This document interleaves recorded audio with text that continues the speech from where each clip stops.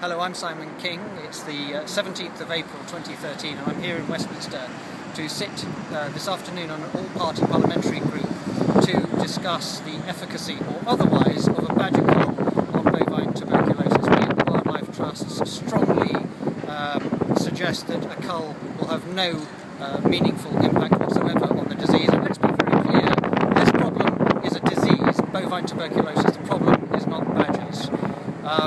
There's a tremendous amount of scientific work that has been ongoing for the past decade or more to prove this case. The independent scientific group said in their conclusion that culling badgers can have no meaningful impact on the control of bovine tuberculosis in Britain.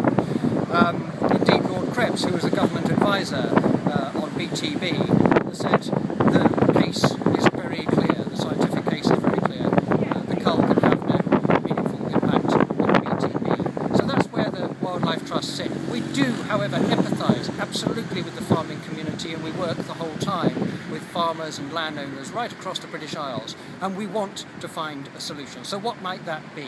Well, looking into the short term, first of all, we are actively working on a badger vaccine.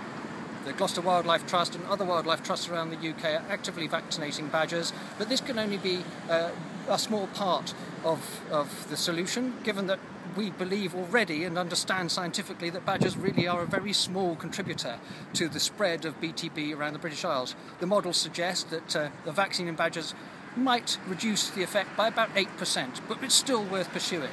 What is also worth pursuing in the short term is biosecurity controls. It's a big word. What does that actually mean? Biosecurity means just stopping badgers coming into contact with cattle in buildings. You can just prevent them getting in, blocking holes, making sure gates are closed.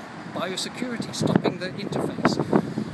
And also, very, very important indeed, is the testing of cattle, effective testing of cattle, and the control of cattle movements around the UK. It's not by accident that this disease pops up in one county and then suddenly hundreds of miles away in another county. How does that happen? It happens because the cattle are moving. Badgers don't fly, neither do deer nor anything else that might naturally have the disease.